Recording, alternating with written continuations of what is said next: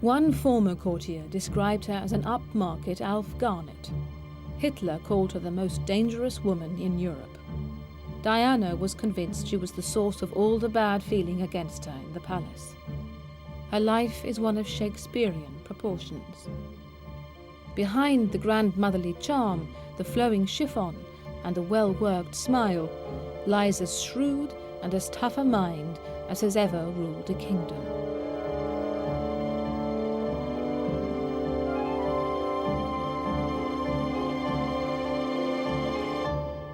History is defined by moments, a split second in time that changes everything and everyone forever. Such a moment occurred in May 1920. At a dance, the future King of England was introduced to the girl of his dream. This girl was a privileged aristocratic commoner who would one day become Queen of England. Her name? Lady Elizabeth Angela Marguerite Bowes-Lyon.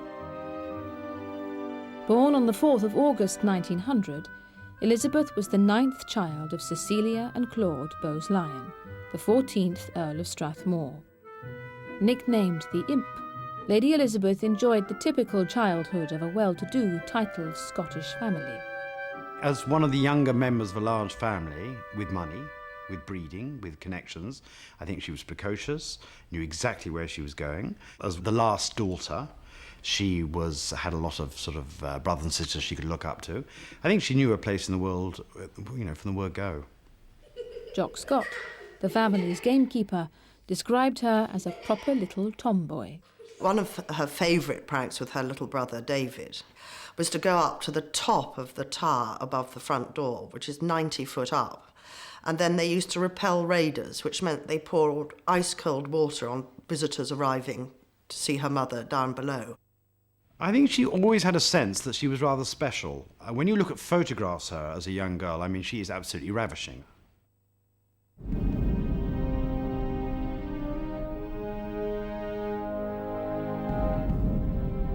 1914, and the First World War was to touch the Bowes-Lyon family as hard as any in the land.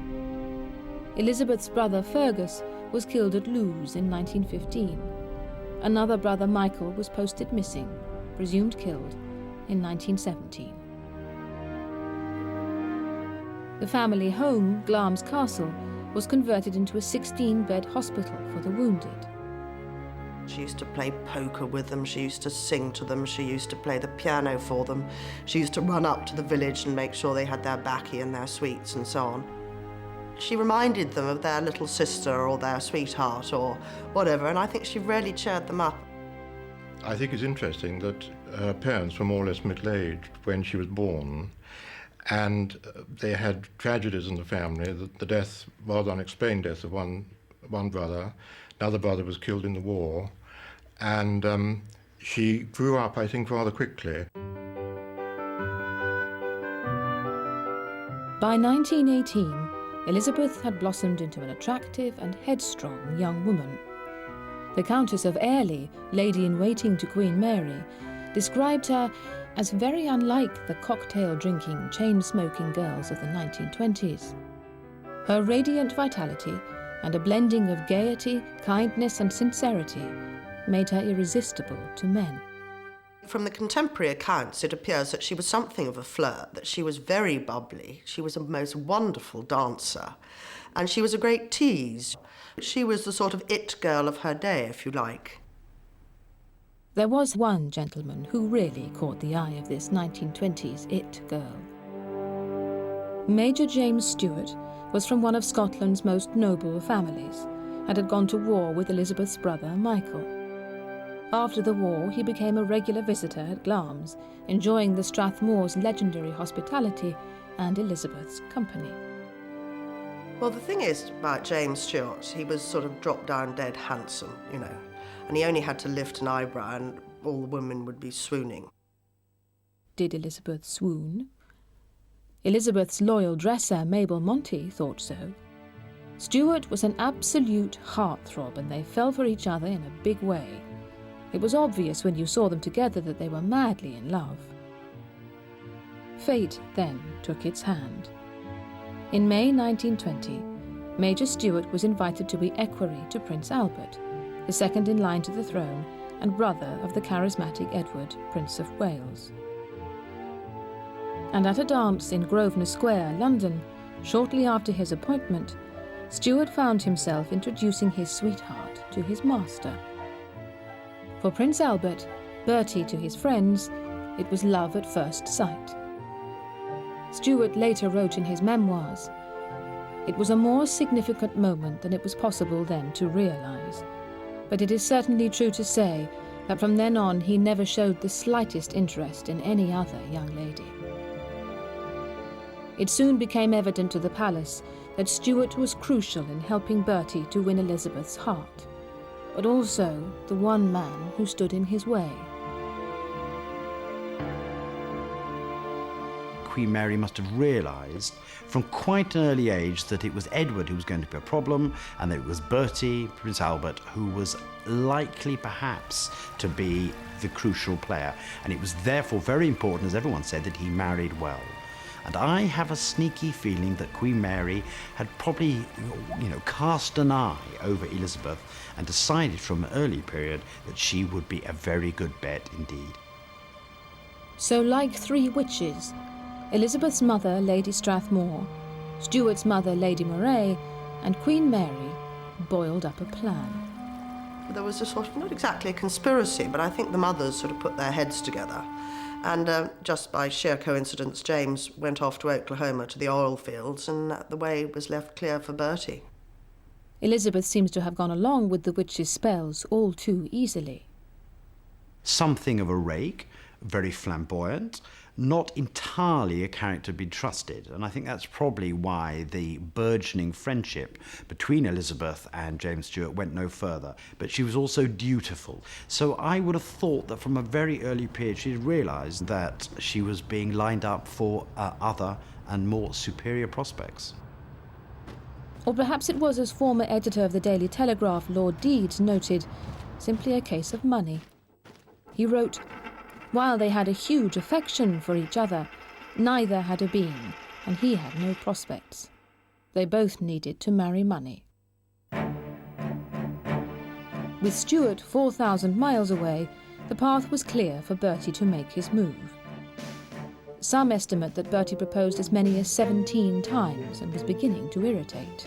She was in no hurry to get married. She was having a high old time, really. And I think she came from an extremely religious background, and where marriage meant marriage for life. And I think, she wanted to be sure that when she did marry, it would be to the right person and it would be a happy marriage. As well as waiting for Mr. Right, maybe she was aware that marrying into the royal family would draw to a close her frivolous lifestyle. She said before her engagement she was afraid she would never, ever again be free to think or act or speak as I really feel that I ought to think or act or speak. Bertie first proposed early in 1922, or rather sent an emissary to issue the proposal. Elizabeth turned him down. Throughout his life, he'd never had much success with women, but the one thing that saved him, I think, really, is that he was enormously resilient. And from his point of view, he had spotted, undoubtedly, that she was the one for him, even if he was not the one for her. So by sheer determination, he just kept on pounding at the door until eventually she gave in. Lady Hambledon, a lady-in-waiting, claimed Elizabeth was touched by Bertie's persistence. But it was almost certainly not love at first sight for her. "It was my duty to marry Bertie. I fell in love with him afterwards," she is quoted as saying.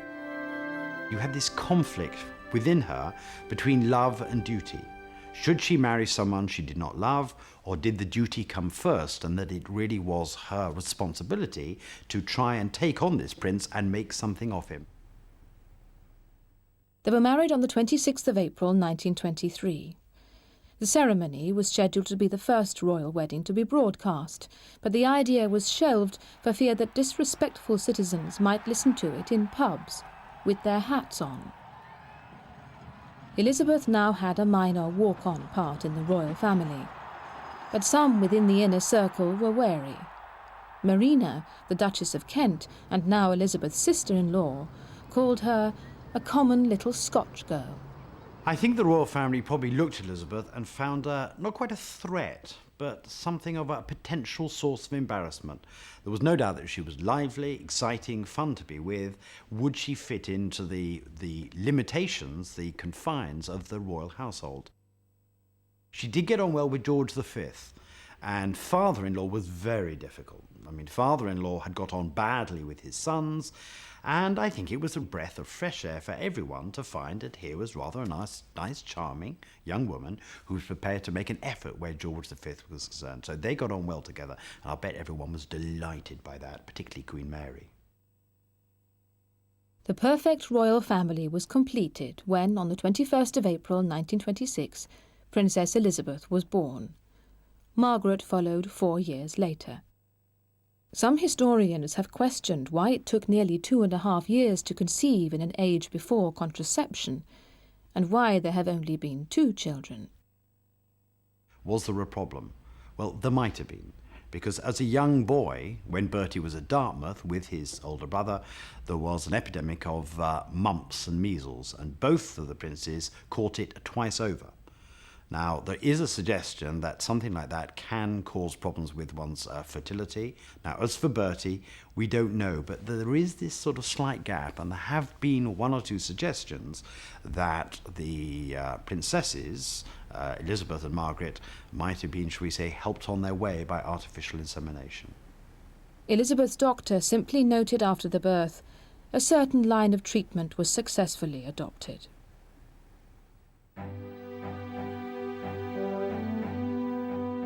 The period between 1923 and 1936 was a time of relative obscurity for Bertie and Elizabeth, indulging in the luxuries of the palace. Life, though, was to change dramatically. On the 20th of January 1936, George V died. This great crowd and millions who listened in heard the new monarch proclaimed. As Prince of Wales, he was honored and loved throughout the world. His subjects pray that he will long be spared to rule this ancient realm as King Edward VIII.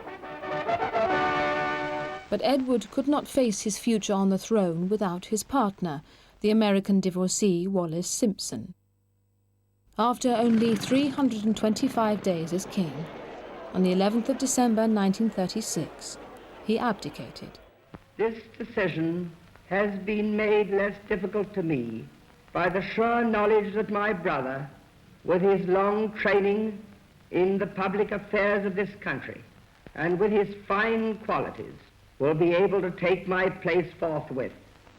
Bertie and Elizabeth were catapulted onto the throne.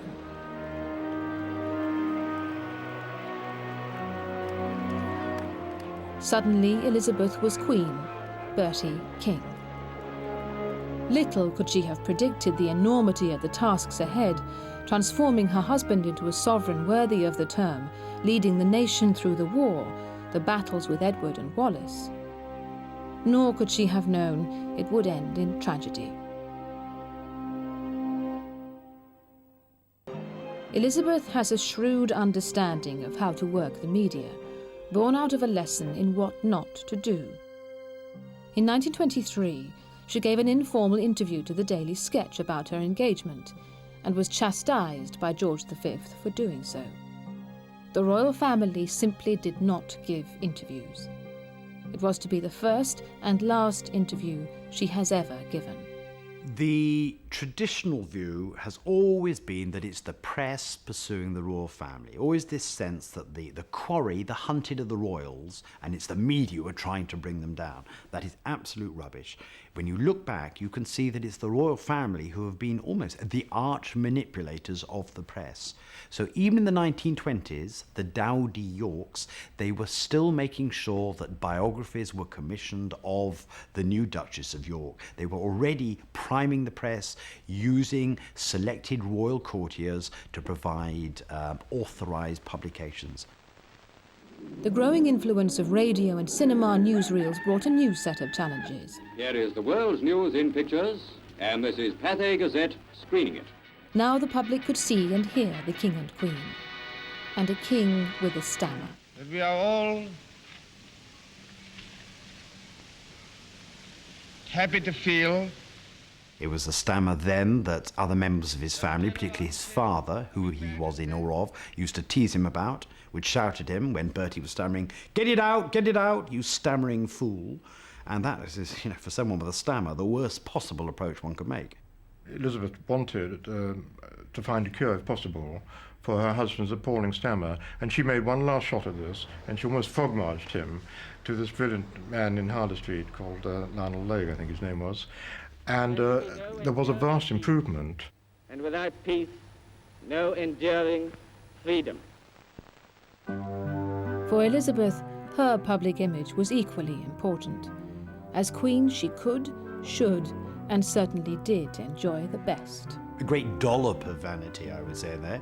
As a queen, she's got the possibility to wear whatever outfits commissioned from the finest designers in the world. Why not do so? For her state visit to Paris in 1938, top designer Norman Hartnell was commissioned to create her outfits. She was to look chic in the capital of chic.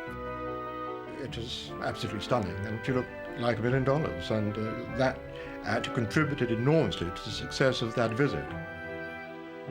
Not everyone was impressed. Wallis Simpson mocked Elizabeth's dress sense. "She has the most awful taste. With her shape, it's no wonder she wears those hanging tents and frumpy hats. She has to do something to distract attention. Every time I see pictures of her, I have to laugh. I think it can't get worse, but then it does." Another young man was recruited for Elizabeth's makeover, Cecil Beaton, the photographer. He had an extraordinary day at Buckingham Palace photographing the Queen, and she had the savvy to dress herself in these wonderful Norman Hartnell creations. Beaton thought he'd have about 20 minutes, He had half the day. I mean, the Queen was running up and downstairs, changing and putting new jewels on. And she posed indoors, she posed by the piano, she posed out of doors. And the result was a terrific PR operation again. But did the camera lie? She went on diets, she lost weight, she chose clothes that tried to make her look slim, and if all else failed, she would get some of the royal photographers to doctor the photographs to make her look artificially slimmer than in fact she was. With the royal makeover completed, Elizabeth could take to the stage confident she at least looked the part. She was less certain about the actual performance. "I always had to steel myself before engagements because I was so dreadfully nervous. I used to think that would change when I became queen, but it never did," she told Churchill. Suddenly, she suddenly found herself the leading lady, and doing it exceptionally well, able to dress, able to project herself to photographers, to the media of the time, without ever giving away anything about her real self.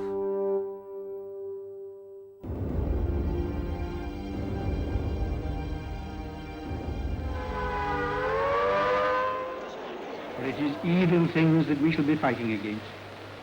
Brute force, bad faith, injustice, oppression. With the monarchy's popularity still at rock bottom, the war was set to make or break the new king and queen.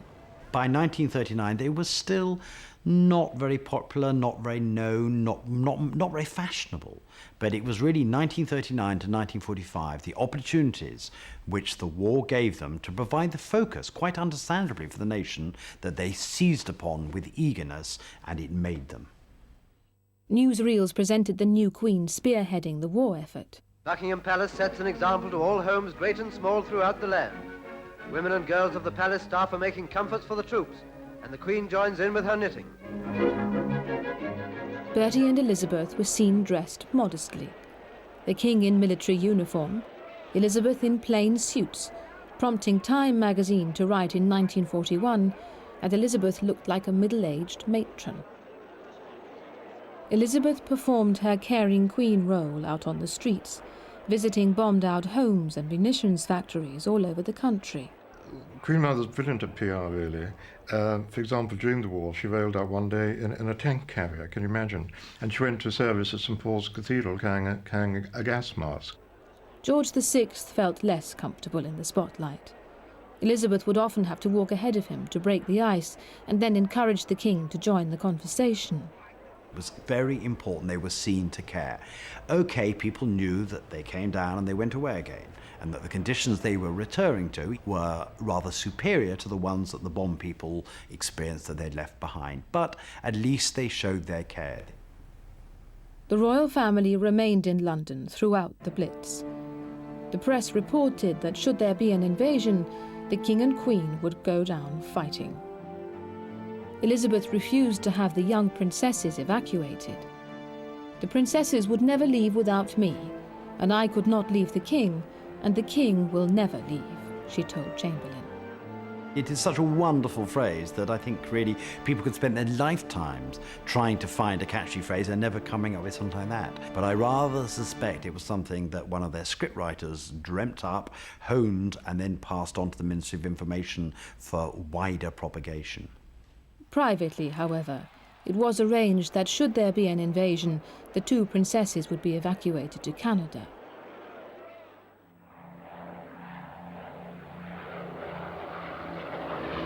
A potential disaster was spun into a PR triumph when, on the 12th of September 1940, Buckingham Palace was bombed.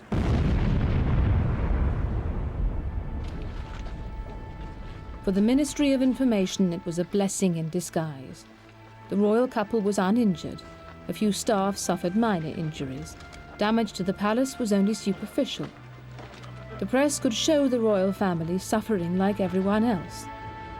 "At least I can look the East End in the face," came another of the Queen's famous spontaneous remarks. From then on, really the royal family could do no wrong, and there was the rapport between the Crown and the nation was firmly sealed. Some, though, were less sympathetic. George VI and Queen Elizabeth were touring again the bombed East End, and George VI said to one of the bystanders, "My house too has also been bombed," and the bystander replied, "Which one?" Even the royal family had to survive on meagre rations, apparently. This is one of those carefully nurtured images that comes around from time to time in authorised royal biographies. This sense we're all in it together, which means that supposedly they didn't have much to eat and they just had an inch of bath water and so on. One has to remember that the royal family had substantial royal estates in Sandringham and so on, and therefore they would have been able to supplement their royal diet by careful husbandry of their own internal resources. The war gave them a very great opportunity to be the focus of national life and national loyalty. And don't underestimate how hard they worked at that.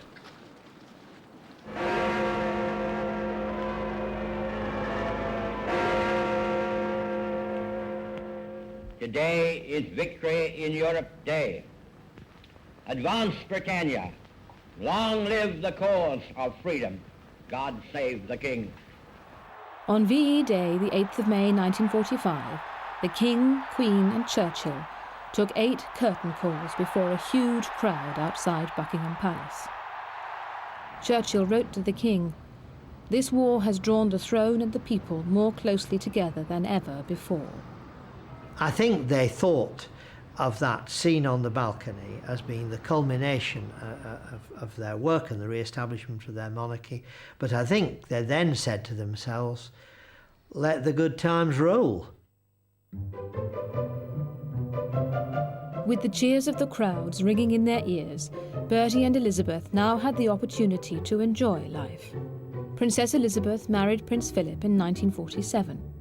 The royal family made a state visit to South Africa, also in 1947.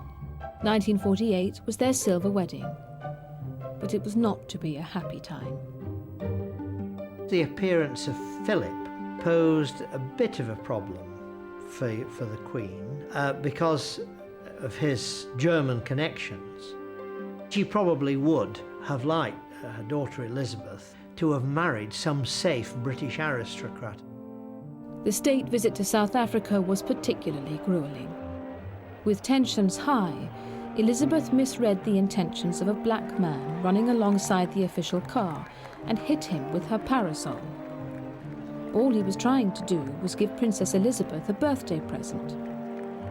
Author Enid Bagnold noted the toll the trip was taking. She gave one more sickly wave like a dying duck. She looked as though she would die if she saw just one more woman to wave to. Then, shortly after they returned from South Africa, Bertie began complaining of pains in his legs. By 1951, he had cancer of the lung. He drank too much, he smoked too much, his diet wasn't all it might have been, he was still consumed by internal nerves, the stammer had not entirely gone away. So I think that the war had definitely taken a lot out of him. So I think a combination of circumstances meant that he was not really in very good health. To the stunned heart of London and to the whole Commonwealth came the tragic news from Sandringham of the passing of a beloved sovereign, King George VI. Bertie died peacefully in his sleep on the 6th of February 1952, aged only 56. There's no question whatsoever that the Queen Mother was very, very seriously bereaved by the death of the King. And her first instincts were to withdraw from private life. She'd no idea whether anybody was going to be interested in her. She didn't have home, she didn't have a role. Everything was gone, and she was totally, totally devastated. And then suddenly she saw a role for herself in deflecting, if you like, some of the early criticism of the Queen's early years on the throne. And she discovered to her amazement, she didn't depend on the King for the adulation or whatever, that she was her own woman. She was a personality in her own right. She wasn't just an appendix to the sovereign. And that made her think again, so, well, perhaps I have got a role to play. Elizabeth mourned. She wore black for a year, but she was not to abandon her duty. The show must go on.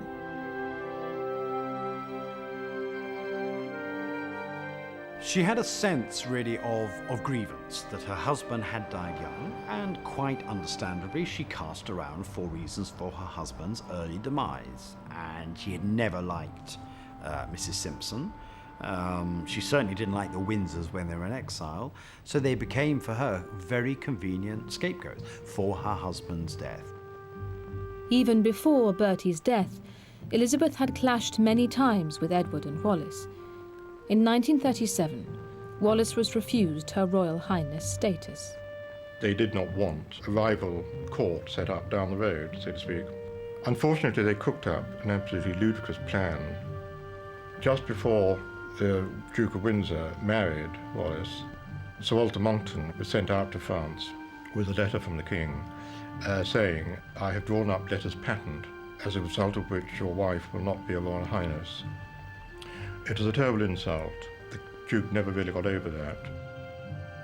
And in a letter Elizabeth wrote to the Colonial Secretary Lord Lloyd in July 1940, which has since mysteriously vanished, she opposed Edward's appointment as governor to the Bahamas. The people in our own land are used to looking up to their king's representative.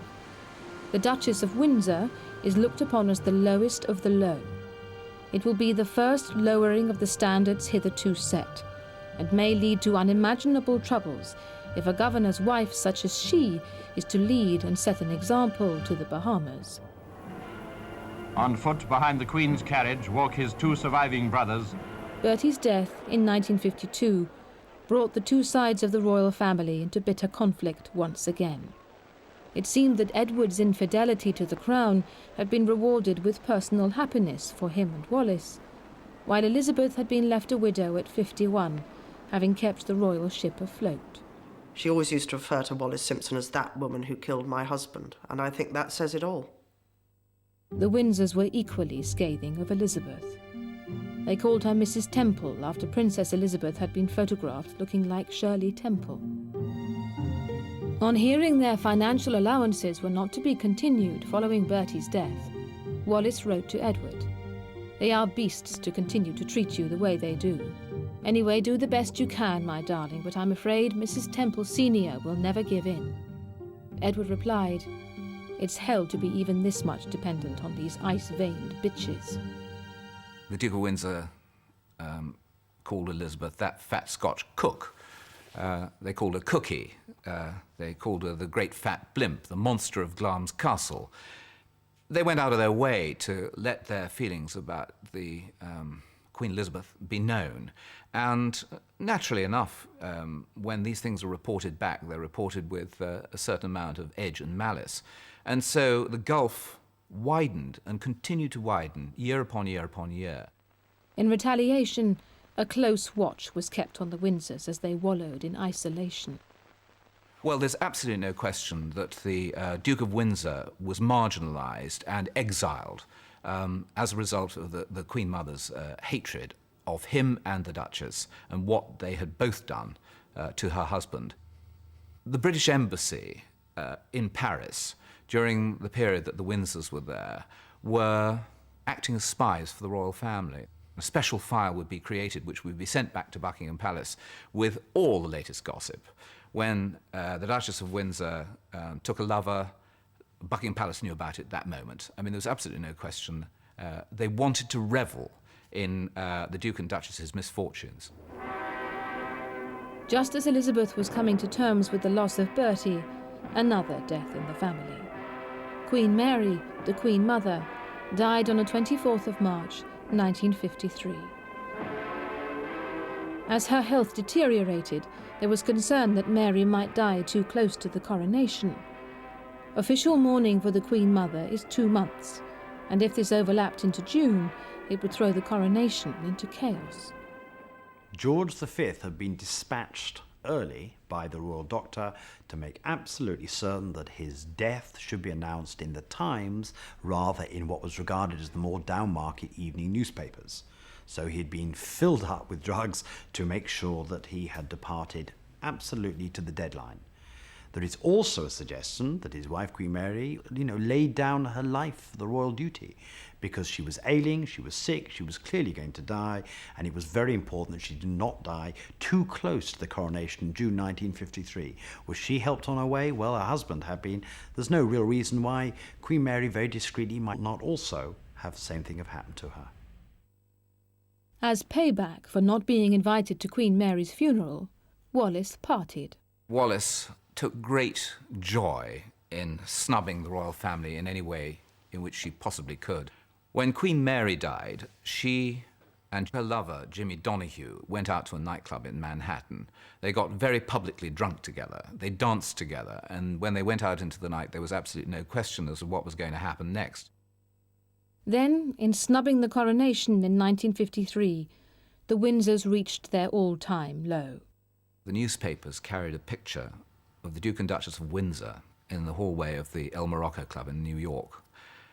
They were wearing evening dress and wearing paper crowns on their heads, and it is without doubt the single most shaming moment in the history of the royal family in the 20th century. With the Windsors safely out of harm's way and Queen Mary dead, Elizabeth was free to make the role of Queen Mother hers. In the wings hovered the Townsend affair, clashes with Mountbatten, and a certain young lady who was to shake the monarchy to its very foundations.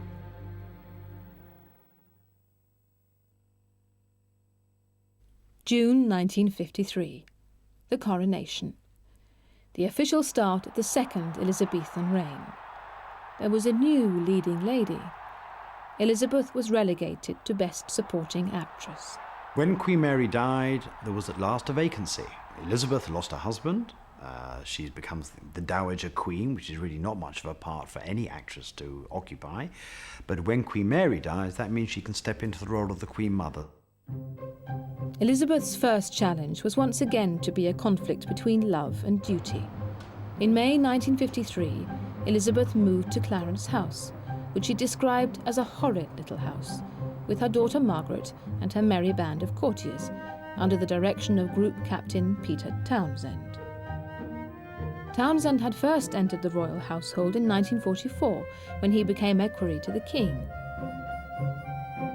Margaret was soon charmed by his good looks and humour. He was captivated by her youth and beauty.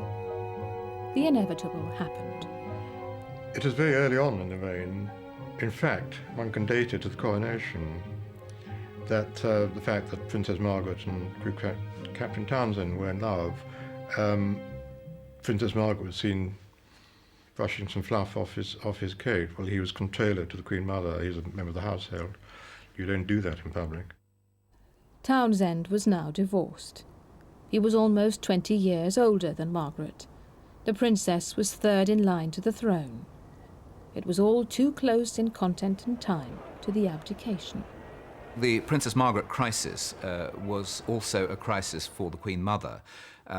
She had, after all, not too long before, less than 20 years before, seen the royal family rocked to its very foundations. And I think that she took the business of royalty so seriously that any personal unhappiness didn't come into it.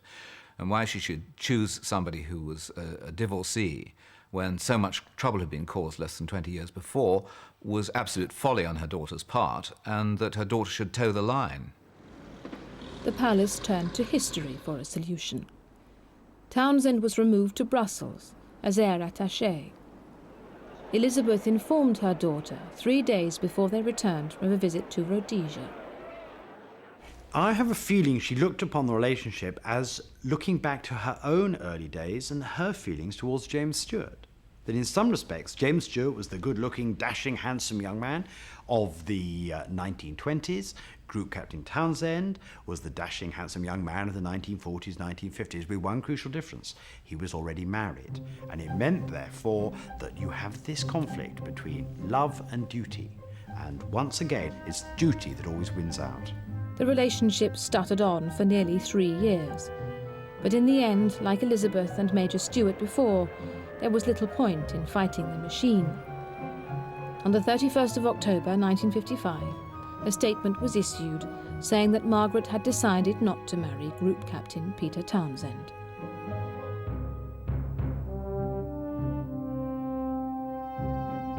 The Townsend affair was evidence of the Queen Mother's continuing influence within the court, but she faced one major rival for power, Lord Mountbatten. Mountbatten was handsome, good-looking, ambitious, energetic, very much full of himself. Another drama queen. And what happens when you get two drama queens in the same room? They loathe each other. I think Elizabeth was always deeply suspicious of Mountbatten. Here was a man who wasn't above rewriting his family history or trying to infiltrate his bloodline into the royal family via his granddaughter. He was wily, he was deceitful. Some of his war record didn't look quite as good as he wrote it down in his memoirs. And I think that she felt that here was somebody who was trying to horn in on this royal family. When Mountbatten's wife died, her wish was to be buried at sea. The Queen Mother is said to have commented, "Poor Edwina, she always did like to make a splash." Elizabeth and Mountbatten's rivalry surfaced over Charles. The relationship between Charles and his parents was distant and aloof. The Queen had her own royal duties. Prince Philip was not a father who I think brought a great deal of love and affection into his relationships. So the Queen Mother, in effect, became like Charles's mother, and Mountbatten became, in effect, Charles's father, someone he could look up to, take advice from, learn from. This rivalry was made more acute, as Charles had always been Elizabeth's favourite grandchild. Charles, as a little boy, was nervous. He was not naturally good-looking. He was shy. He was timid. He was intimidated by his sister, Princess Anne. So I think that the Queen Mother looked at Charles and thought, here's a young Bertie. And just as I nurtured my husband, I need to nurture my grandson. I am just one in a long line of suitably awed people. And rather like Bertie before, the shy and reticent Charles, heir to the throne, needed a partner who would look, perform, and behave like a queen. From the Queen Mother's point of view, she knew that her husband, Bertie, George VI, had been made by his choice of her. And she realised that exactly the same thing was going to apply to Prince Charles. It was vital that he married the right woman, the right wife, who would provide support, who would be an ornament, and who would carry out all the kind of royal responsibilities that she herself had excelled at over the last 30 or 40 years. The kind of advice that Mountbatten gave to Prince Charles, sort of sow your wild oats, putting it crudely, which he took up with some enthusiasm, I don't think any of that would particularly have been pleasing to the Queen Mother. But there was more to his advice than meets the eye. He was engineering for Charles to settle with his granddaughter, Amanda Knatchbull. There was a chess game between Mountbatten and Elizabeth to see which nominee would go forward to the next round. And it was as simple as that. I don't think anybody thought about there being a love match insofar as Prince Charles was concerned. It was just finding the right partner. Forget love, that didn't matter. The Queen Mother's preferred eternal partner for Charles was the granddaughter of one of her closest friends. There was no contest. It was checkmate to Elizabeth. I think the Queen Mother had some role in the matchmaking between Diana and the Prince, because Lady Diana Spencer's grandmother, Lady Fermoy, was a lifelong friend of the Queen Mother and a lady-in-waiting. The Spencers have always been in royal service for years and years and years. Elizabeth saw in Lady Diana Spencer almost a photo fit of herself. They both exuded in their early years that same air of innocence. And I think that she thought that this was the perfect partner for the Prince of Wales. The relationship slowly blossomed, and the public, fueled by the press, worked themselves into a frenzy. With the announcement of the engagement, the Queen Mother is reported to have said, "And now I can die happy." For her, the future of the dynasty was secure.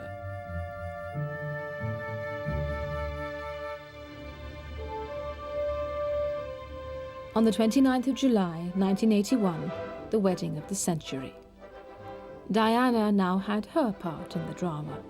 Nobody had a clue at the time of the marriage that this ill-educated, not very bright schoolgirl was going to turn out into an absolute star. They couldn't understand her. I mean, she had come from outer space as far as the royal family were concerned. The relationship between the Queen Mother and Diana had begun to turn before the wedding. As Diana became more a public figure, more loved, more idolized, the Queen Mother's original endorsement of this girl as a future wife of her grandson turned to nothing less than jealousy. She was deeply jealous of Diana. Diana had come from the same background as her, but somehow had trounced the Queen Mother at her own game. Two major stars in the same room simply don't mix.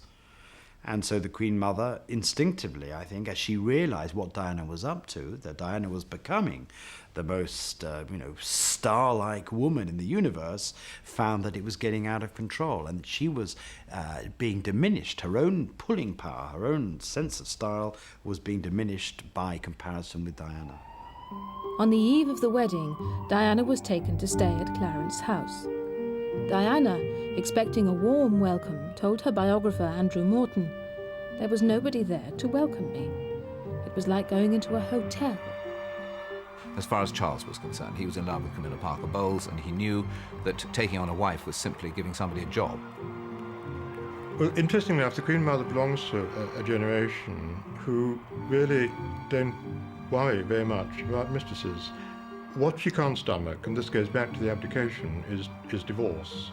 Prince Charles would never have taken Camilla to Burke Hall, the Queen Mother's house on the Balmoral estate, without the Queen Mother tacitly agreeing to it. Now, he may not have gone up to her and said, "Look, Granny, I need somewhere to go with my girlfriend while my wife stays in London." But tacitly, there would have been an understanding between them that this could be a safe house where he could take his love and be with her in adultery. She sort of probably thought that Charles would settle down with Diana, that they would produce children, which they did, and that Charles would then be able to go his own way, and no one would care about it because no one would know about it. The difference now was that Diana was prepared to spill the beans. And the press loved it. Kelvin Mackenzie, former editor of The Sun, described the royal family as birds to be shot at. And while Elizabeth has remained the darling of Fleet Street, they have taken shots at her too. In 1987, the press revealed that the Queen Mother had two nieces, Catherine and Nerissa, daughters of her brother Jock. They had been ignored by the palace while locked away in a mental institution in southern England since the early 1940s. For years, Buckingham Palace had pretended that the Queen Mother's nieces had deceased, And it's when the information comes out that something has to be done about it. So I'll bet the Queen Mother found that a real problem, because it was like nieces she'd forgotten about suddenly were a difficulty. More recently, in 1999, the tabloids printed revelations about the Queen Mother's lavish spending, saying she entertains in a manner that makes other royal households seem like boarding houses. She's a big, big spender, and the $4 million overdraft, I would think, was a considerable understatement. I think from the Queen Mother's point of view, fidelity in marriage, or apparent fidelity in marriage, is probably the most important single factor in presenting your face to the public. And I think she must have been immensely disappointed by the absolute shambles of Charles and Diana's marriage, the shambles of Fergie and Andrew's marriage, and Princess Anne's absolute disregard for her husband. I mean, one feels so sorry for the Queen Mother, because there she is. She gave up so much. She was determined that the royal family had to present this image of happy families, that divorces were anathema, that group captain Townsend had to be sent off into exile. And then she finds that with her grandchildren, divorces are popping up from all over the place. And it must have been very difficult for a lady of senior years to reconcile herself to the demands of the younger generation. And then, as the media were poised with their fawning obituaries for Elizabeth, the Queen Mother, everyone was caught completely off guard by the greatest death of all, Diana. The Queen Mother's reaction was typically stoical. She knew that, if Diana had lived on, she was going to be a monstrous embarrassment to the whole future of the firm, the royal family. Death doesn't solve everything, but it can take away what is obviously going to be an immense problem.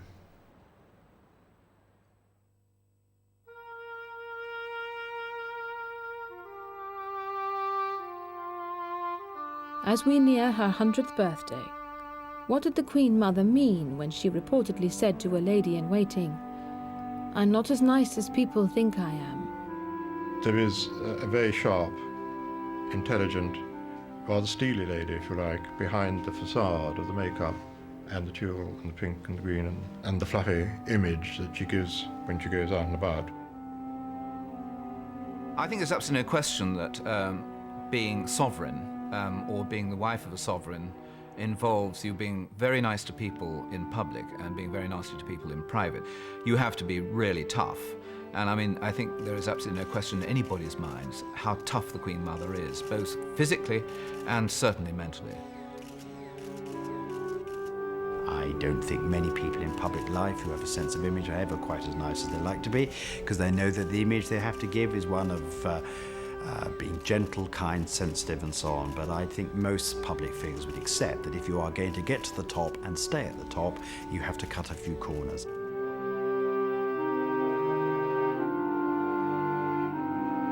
I think she is an iron fist and a velvet glove, and I think the more that people know that, the more they will respect her.